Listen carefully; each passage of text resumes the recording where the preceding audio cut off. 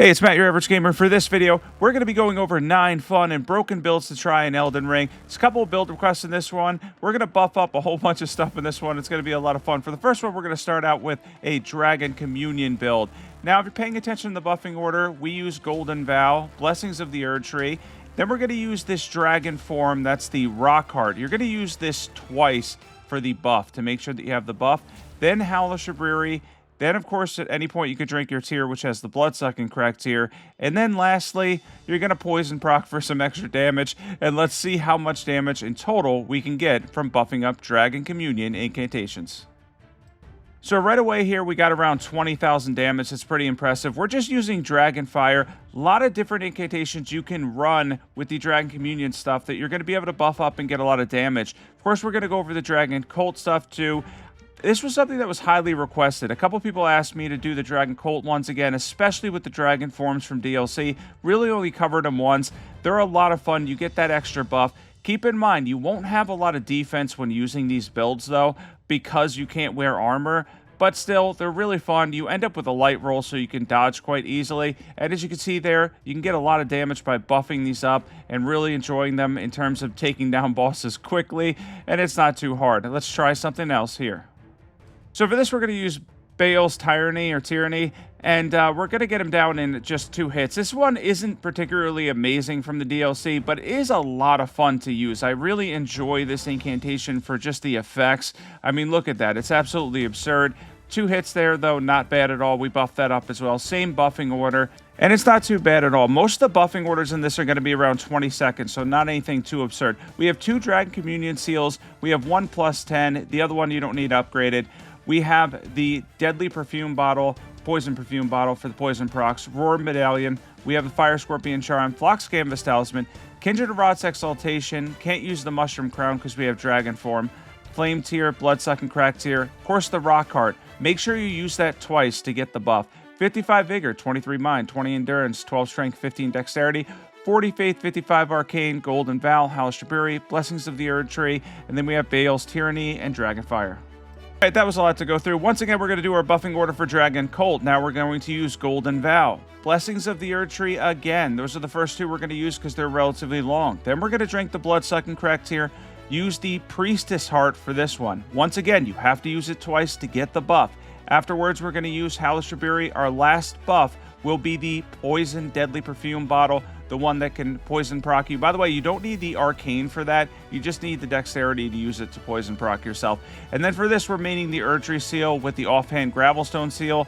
And this does a lot of damage with Knight's Lightning Spear. I'm going to show off Ancient Dragon Lightning Strike, but I decided to buff up Knight's Lightning Spear instead because it's so much easier to use. Yeah, I've realized Ancient Dragon Lightning Strike, I tried it on her multiple times. The most damage I got was around 30,000 or so. It's really crazy how much RNG that has. It's a lot of fun to use, but Knight's Lightning Spear, it basically doesn't have any of that RNG. Even the bosses that dodge it are going to get hit by some of it, and it can do massive damage. As you can see there, we're hitting for 10, 15,000 for each use. You can take down bosses really quickly and quite easily using a build like this one. I really like Knight's Lightning Spear in this spot over Ancient Dragon Lightning Strike. We have Erd Tree Seal plus 10. We have the Gravelstone Seal in our offhand. Deadly Poison Perfume Bottle, of course. Godfrey Icon. Lightning Scorpion Charm. We have the Flox Canvas Talisman. We have the Kindred of Rot's Exaltation Talisman for the poison procking. Lightning Tier, Blood-Sucking Crack Tier. We're using the Priestess Heart. Let's jump into stats. And for the stats on this one, we have 55 Vigor, 23 Mind, 21 Endurance, 12 Strength, 15 Dexterity, 85 Faith. We're using Golden Vow, Hellish Brewery, Blessings of the Erd Tree, Ancient Dragon Lightning Strike, and Knight's Lightning Spear. And we're going to show off Ancient Dragon Lightning Strike real quick, just to show you with the same buffing order and the same talismans and everything, you can do absurd damage with this one. It works better for bigger targets. See me get hit here. We get 69,000 damage. That's pretty good overall. He's in water, so I think there's extra damage there. So same setup could get you a lot of damage with Ancient Dragon Lightning Strike. Obviously, I've covered that one before, but buffing up Knight's Lightning Spear is more recommended in my opinion because it's so much easier to use and more reliable. All right, next up here, we have a fun Roar build for a Cold Guts build. This is a really cool one that absolutely slaps.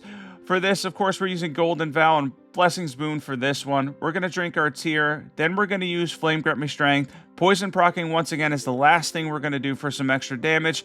And then we're going to use our Roar, which is Braggart's Roar, and we're going to hit hard, two-handing this for massive damage. This is going to be a lot of damage for a Roar build, especially if you get a Frost proc, you'll get even more damage. And then, of course, the posture damage on Braggart's Roar is also insane. You get a lot of poise damage using this. There's the Frost proc there, 5,000 damage. We're going to get a regular hit in here at the end. Overall, though, this is going to be a really impressive one that takes advantage of Roar builds. Yeah, if you want something really broken that does a lot of damage and uses roars, this is definitely going to be for you. Status effect multiplier on the Colossal weapon, by the way, is 3 times. So you're looking at 450 frost buildup per hit. So in 2 hits there, these guys have decent resistances. This is New Game +3, Journey 4. And we still get a frost proc on every second hit. Of course, you could run this in Blood Affinity and get similar effects with Bleed. But I decided to go for Frost for more AR, a little bit more physical damage. We have the Cold Greatsword +25 with Braggart's Roar. We're using the Deadly Perfume Bottle, of course, the poison one. We have any seal for buffs. You can check out the armor set there. Not a lot of poise here. Roar Medallion, Two-Handed Sword Talisman, Axe Talisman. We have the Kindred of Rot's Exaltation. For our tiers, we got the Spike correct tier, Bloodsucking correct tier. Let's jump into stats. For our stats, we have 55 Vigor, 19 Mind, 29 Endurance, 54 Strength, that's over 80 when you two-hand this, 25 Intelligence, 25 Faith, Golden Vow, Flame Grant Me Strength, and Blessing's Boon. If I ever go too fast with these, you could slow them down at YouTube's side. I mentioned that in my videos. Now we have Stormblade 2.0. Not sure whether this one's worth buffing up, but it does do some pretty good damage. We're using Golden Vow, Blessing's Boon, drinking our tear, and once again using Howlish Aburi for some serious damage. And then lastly, after we fill up some HP, possibly FP as well if you're running low on that, use the Deadly Perfume Bottle, Poison Perfume Bottle, to poison proc yourself, of course, and get that boost from Kindred of Rot's Exaltation, the extra 20% damage. And let's see how much damage we get with Stormblade. It actually does chew through his HP pretty good. There's better things to buff. This isn't one of the most ridiculous ones on here for sure. The first two were definitely better, but this one's really fun to use. And for a lot of different bosses, if you run in with this, because Stormblade's so quick, you could stack up 10, 15,000 damage fairly easily. Yeah, this was a fun one, if not anything else, because, of course, like, again, some of these are incredible in terms of the damage they do. Other ones are just really good. Stormblade's really good in general. I'm not sure you need to buff it up. I never really buffed up Stormblade before, so I wanted to try it. I used the Iron Greatsword because it's a really cool weapon with a lot of AR. I, of course, went for Keen Affinity, though, because Stormblade scales with Dexterity, but overall, pretty cool weapon, pretty cool build. We have the Keen Iron Greatsword with Stormblade, Deadly Poison Perfume Bottle. We have any seal for buffs. We have the Tree Sentinel armor set on, and the Godric Soldier chest piece, Knight chest piece, Shard of Alexander, Arsenal Charms +1, or Great Charge Arsenal if you have it. We have the Enraged Divine Beast Talisman, Kindred of Rot's Exaltation, Bloodsucking Crack tier, Faith tier. Let's jump into stats. 55 Vigor, 19 Mind. We have 66 Dexterity, 18 Strength, 33 Faith with the Faith tier in this build. We are using Golden Vow, Howlish Aburi, and Blessing's Boon. I hope you're having fun buffing some stuff up. This one, again, is a little bit... This one's actually really good once you get into it, but initially it's a little bit slow. I'll talk about that in a second. We're using Golden Vow, Blessing's Boon, drinking our tear, then we're going to use Flame Grant Me Strength and the Deadly Poison Perfume Bottle for the Poison proc at the end. This one's really cool because you get Poison's Flowers blooms twice. And, of course, I'm not going to go for the follow-up attack because I want to get the Rot proc and keep it on him. Because after that, we're going to be doing charge hits with the Gargoyle's Twin Blade in Blood Affinity, taking advantage of the successive attack power that it has on the charge attacks, as well as the two-handed power you can get with it, too, by using stuff like the Two-Handed Sword Talisman. And you can end up stacking up a lot of damage. Someone requested a build for the Poison Flower Blooms Twice. This is a really good one for that. I actually died the first time because I'm not the best at aiming this one. But once you get the Rot proc, and then you go for your Blood procs with your Gargoyle Twin Blade here, you can end up stacking up a lot of damage, like a ton of damage with this build. You're going to actually see 3 hits do around 8,000 damage, which is pretty incredible. Once I get the proc here, which does take a little bit on Moog to get that Rot proc that we're going for here. There's the Rot proc there. Kindred of Rot's Exaltation is now proc. You don't really need the Deadly Poison Perfume Bottle, by the way. I mentioned that before, but you don't necessarily need it because you can get that proc on your own. Now, here's the charged hits. There's 1, there's 2. Let's do 1 more. and 3 charge hits will give you 18,000 damage. That's pretty impressive there, not bad at all. There's a lot of damage there. Of course, he had the rot proc, so it's going to be a little less than that, but ultimately, you're going to be building up on successive hits, getting bleed procs, getting the rot procs for the Kindred Rot's Exaltation buff, and then, of course, on top, everything else, building up on successive hits. A lot going on here, a lot good in terms of building up damage. Let's jump into equipment. And we have the Gargoyle's Blood Twin Blade plus 25 preferably. We have the Poison Flower blooms twice on it. We have the Dragon Communion Seal. White Mask is really good here. Two-handed Sword Talisman. We have Maleficent's Prosthesis. We have Lord of Blood's Exaltation, of course, for the Gargoyle's Twin Blade. Kindred Rot's Exaltation for the Ash of War. We're using Bloodsucking Crack Tier, Thorny Tier. We are using Moog Shackle there to stun the boss. Let's jump into stats for this one. We have 55 Vigor, 18 Mind, 27 Endurance, 40 Strength. It's going to be 60 when you two-hand this, 20 Dexterity, 25 Faith, 40 Arcane, Golden Vow, Flame Grip Strength, Blessings Boon. And next up, we have a build for Spinning Strikes on the Naginata this time with Blood Flame Blade. This does a lot of physical damage and a lot of bleed build up too. We use Golden Vow, Blessings Boon there, and then I believe I end up making a mistake here. You're going to use Blood Flame Blade last. You're going to drink your tier, use Flame Grant Me Strength, and then you want to poison proc and then use Blood Flame Blade. I made a mistake there with the timing, the order. Lastly, you want to use Blood Flame Blade because if you don't, you're going to end up putting that on your back and it's going to go out. So let's see how much damage we can get with this one and how much stackable damage we can get with Spinning Strikes on the Naginata. And we end up stacking up a lot of damage. I covered this one, I think, on another weapon a long time ago. I'm not sure whether I buffed it up or not, but the Naginata is really cool to do with this one because you could stack up a lot of bleed and physical damage, and it has good scaling that you get in Keen Affinity. You get decent scaling in Heavy Affinity as well. Can't really go wrong with this weapon. All around a really cool weapon that can give you some decent bleed build up with Blood Flame Blade. Let's jump into equipment and stats for this one. We have the Keen Cross Naginata plus 25, preferably with Spinning Strikes. We have the Deadly Poison Perfume Bottle, any seal for buffs. We have the White Mask on, of course, we're going for bleed here. Shard of Alexander. We have Lord of Blood's Exaltation. Of course, we got Maleficent's Prosthesis. We have Kindred of Rot's Exaltation. For our tiers, we have the Thorny tier, Bloodsucking Crack tier. Let's jump into stats for this one. For stats, we have 55 Vigor, 20 Mind, 29 Endurance, 16 Strength, 70 Dexterity, 25 Faith, 10 Arcane. We are using Golden Vow, Flame Grant Me Strength, Blessings Boon, and Blood Flame Blade. Next up, we have a build for Eruption. This is probably my favorite one on here because I've never buffed this up before and it's a lot of fun. So we're going to use Golden Vow, Blessings Boon. We're going to fill up our FP, drink our tier. Then we're going to use Flame Grant Me Strength for this one, and then lastly, you're going to Poison proc, of course, and then switch back to two-handing your weapon.